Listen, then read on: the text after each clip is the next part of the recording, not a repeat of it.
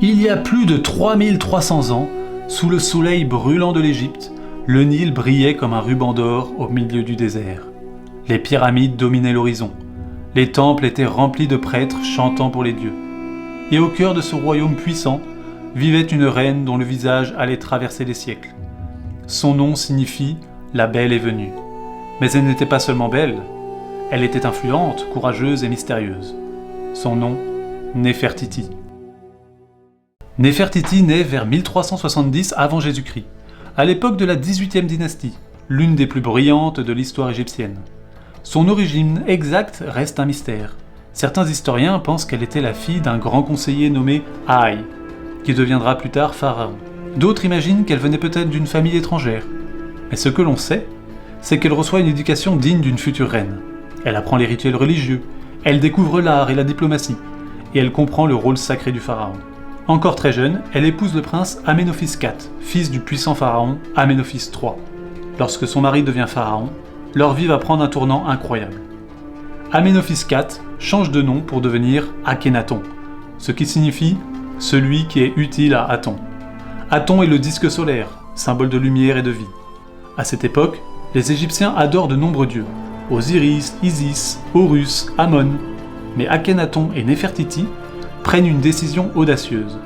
Ils vont mettre Aton au centre de tout. C'est presque une révolution. Ils ferment certains temples consacrés aux anciens dieux et réduisent le pouvoir des plus puissants prêtres d'Amon. Puis ils fondent une nouvelle capitale, Akhénaton, aujourd'hui appelée Amarna, une ville construite rapidement au milieu du désert, dédiée au soleil. Dans cette ville nouvelle, les temples sont ouverts à la lumière. Les artistes adoptent un style différent. On montre la famille royale dans des scènes tendres. On voit Néfertiti embrasser ses filles, jouer avec elles, s'asseoir auprès de son mari. C'est très inhabituel, car avant, les pharaons étaient représentés comme des êtres presque parfaits et lointains. Néfertiti apparaît souvent à égalité avec Akhenaton, parfois même frappant les ennemis comme un pharaon. Cela montre qu'elle avait un rôle politique important. Elle porte souvent sa célèbre couronne bleue haute et fine, devenue l'un des symboles les plus célèbres de l'Égypte ancienne. Néfertiti ne se contente pas d'être l'épouse du pharaon.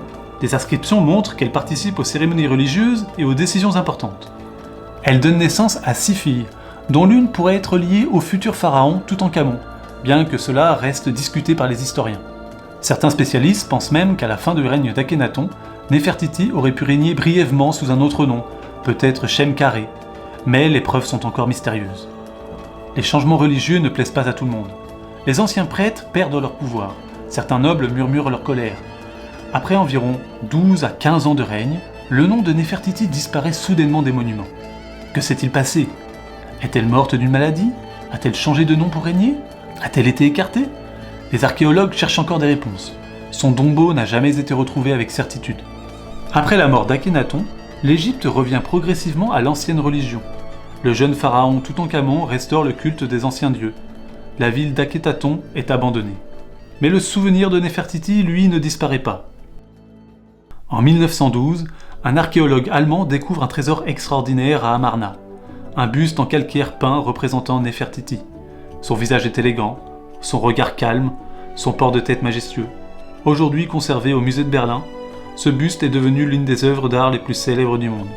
Il montre que l'art égyptien était d'une finesse incroyable, mais il rappelle aussi qu'une femme pouvait être au cœur du pouvoir, il y a plus de 3 millénaires. Néfertiti nous apprend que le courage peut bousculer les traditions. Les idées nouvelles demandent de l'audace. Le pouvoir peut s'exercer avec intelligence et élégance. Elle reste un symbole de mystère, de lumière et de détermination. Son histoire nous montre que même dans un monde ancien, une femme pouvait rêver grand et influencer tout un royaume.